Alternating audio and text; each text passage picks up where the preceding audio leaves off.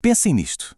Desde a esponja mais simples no fundo do mar até à águia que voa lá no alto, o reino animal é um espetáculo de diversidade. Mas, e se houver uma história secreta que liga todas estas criaturas? Como é que algo tão diferente, como um inseto e uma baleia, estão na verdade relacionados? E a pergunta maior?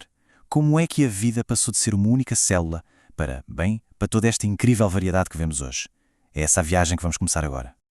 Então, o que é que vamos ver? Basicamente, os momentos-chave da evolução animal. Vamos espreitar o primeiro grande salto para a vida em comunidade, a invenção genial de ter um dentro e um fora, e uma divisão super subtil que, acreditem, acabou por nos colocar no nosso cantinho muito especial da árvore da vida. Preparados? Vamos a isso. Ok, vamos lá a isto. Para percebermos como os animais estão todos ligados, primeiro temos que desaprender uma coisa, uma ideia muito antiga que até parece fazer sentido, mas que está completamente errada sobre como a evolução realmente funciona. A visão antiga era esta.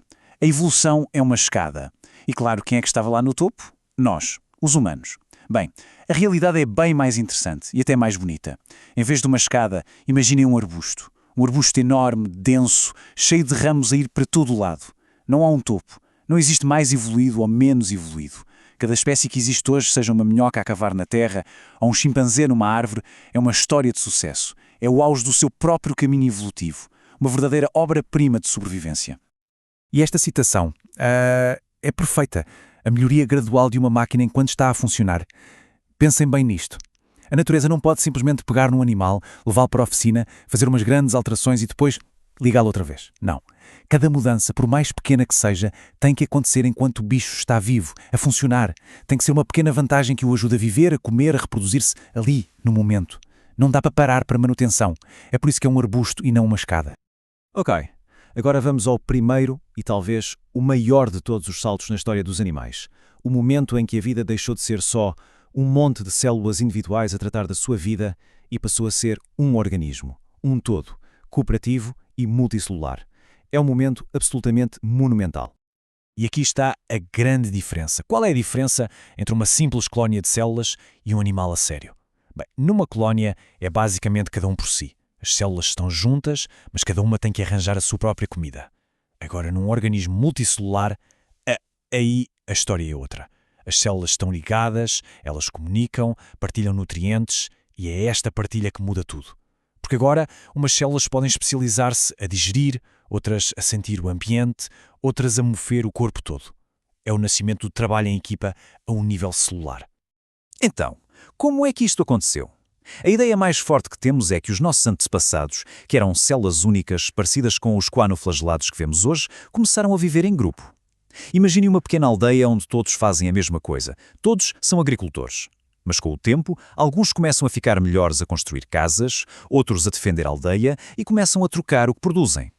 De repente, essa aldeia transforma-se numa cidade, um organismo complexo, onde o todo é muito, mas muito maior que a soma das suas partes. E se quisermos ver um exemplo vivo deste primeiro passo, olhamos para as esponjas. Elas são, sem dúvida, animais multicelulares.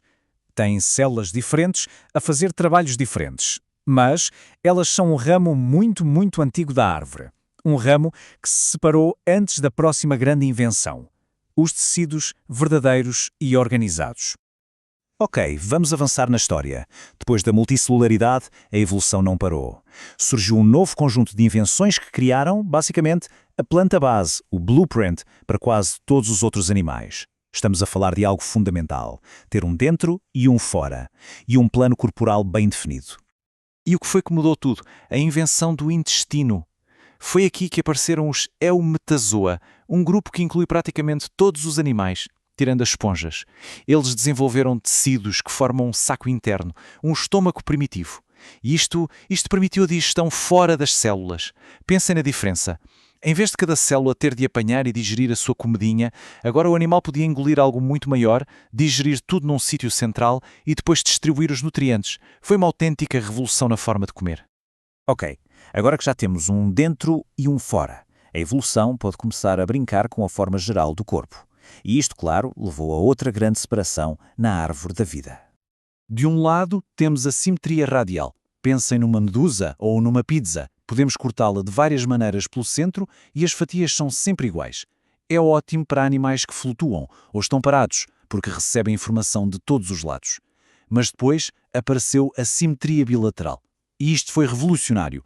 Agora, o corpo tem um lado esquerdo e um direito, uma frente e uma traseira. Isto não só permite mover-se de forma intencional, numa direção, como levou à maior invenção de todas, a cabeça. Um centro de comando onde os sentidos se juntam para perceber o que vem pela frente. E é isto que define o grupo dos Bilateria, um grupo com um sucesso inacreditável. Ter uma cabeça, mesmo como muito simples, muda as regras do jogo. A partir daqui estamos a falar de animais que se movem com um objetivo, que exploram o mundo de frente para trás. É incrível pensar nisto, mas quase todos os animais que conhecemos pertencem a este grupo. E a história continua a ficar mais e mais interessante. Porque dentro deste grande grupo de animais com cabeça, os Bilateria, aconteceu uma divisão, uma separação muito profunda, logo no início. E a causa foi uma diferença minúscula, quase invisível, mas com consequências enormes na forma como o embrião se desenvolve. E tudo se resume a isto: o blastóporo. Parece um nome complicado, mas é simples. É o primeiro buraquinho que se forma no embrião, o início do futuro tubo digestivo. E o destino deste buraquinho, se ele vai dar origem à boca ou ao ânus, é o que vai dividir quase todos os animais com cabeça em dois supergrupos gigantes. E aqui está a tal divisão. De um lado, os protostómios, que literalmente quer dizer boca primeiro. Neles, aquele primeiro buraquinho, o blastóporo, transforma-se na boca. Do outro lado, os deuterostómios, ou boca em segundo. Neles, o blastóporo torna-se o ânus e a boca aparece depois, noutro sítio. São só duas maneiras diferentes de resolver o mesmo problema. Como construir um tubo que atravessa o corpo? E quem seguiu o caminho da boca primeiro? Bem, um grupo absolutamente gigantesco e diverso. Estamos a falar de minhocas, caracóis, polvos e, claro, o grupo de animais com mais sucesso no planeta inteiro, os artrópodes. Exatamente, todos os insetos, aranhas e crustáceos são todos deste ramo. E o outro grupo, o da boca em segundo? Bem, somos nós. Os deuterostómios incluem animais como as estrelas do mar e os ouriços do mar, e também os cordados. E dentro dos cordados estamos nós, os vertebrados. É isso mesmo. O nosso próprio desenvolvimento como embriões segue este plano, o que nos torna parentes, ainda que distantes, de uma estrela do mar. É incrível, não é? Ok, vamos dar um passo atrás e olhar para o quadro geral. O que vemos é que a história dos animais não é de todo uma linha reta. É uma série de encruzilhadas, de ramificações, em que cada novo ramo representa uma solução brilhante para os desafios da vida. Vamos resumir esta viagem épica em 4 passos. Primeiro, multicelularidade. Boom! Nascem os animais. Segundo, tecidos e um intestino. Olá, eumetazoa. Terceiro, uma frente e uma traseira. A simetria bilateral. Temos os Bilateria. E quarto, a boca forma-se primeiro ou em segundo lugar. E aí separam-se os protostómios do nosso grupo, os deuterostómios. 4 passos que basicamente desenharam um mundo animal como o conhecemos. Então, o que é que isto tudo significa? O que é que muda quando percebemos que todos fazemos parte da mesma árvore genealógica? Tem implicações enormes na forma como olhamos para o mundo e para nós próprios. E a grande lição é esta: é preciso deitar fora a ideia da escada. Esqueçam a escada. A evolução é um arbusto denso, caótico. Não há um topo, não há um destino final. Cada pontinha de cada ramo. Ou seja, cada espécie viva hoje é uma mestra na arte de sobreviver.